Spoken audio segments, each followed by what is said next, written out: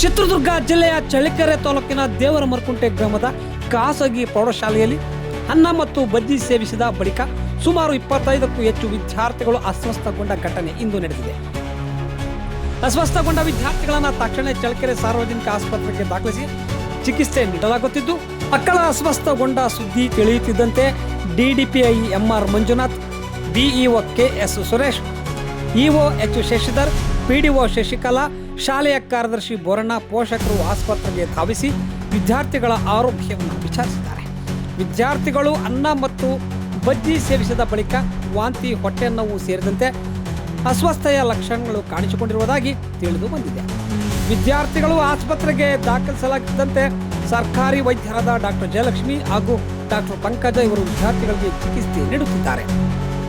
ಆದರೆ ಈ ಮಕ್ಕಳು ಅಸ್ವಸ್ಥತೆಗೆ ನಿಖರ ಕಾರಣ ಎಂಬುದನ್ನು ಇನ್ನಿಷ್ಟು ಸ್ಪಷ್ಟವಾಗಬೇಕಿದೆ. ಆರೋಗ್ಯ ಇಲಾಖೆ ಹಾಗೂ ಸಂಬಂಧಪಟ್ಟ ಅಧಿಕಾರಿಗಳು ಪರಿಶೀಲನೆ ನಡೆಸುತ್ತಿದ್ದಾರೆ. ಈ ಸಂದರ್ಭದಲ್ಲಿ ಮಾತನಾಡಿದ ಬಿಇಒ ಕೆಎಸ್ ಸುರೇಶ್, ಅಸ್ವಸ್ಥಗೊಂಡ ವಿದ್ಯಾರ್ಥಿಗಳಿಗೆ ಚಿಕಿತ್ಸೆ ನೀಡಲಾಗುತ್ತಿದ್ದು ಯಾವುದೇ ಆತಂಕ ಪಡುವ ವಿಚಾರವಿಲ್ಲ ಎಂದು ಮಾಹಿತಿಯನ್ನು ನೀಡಿದ್ದಾರೆ.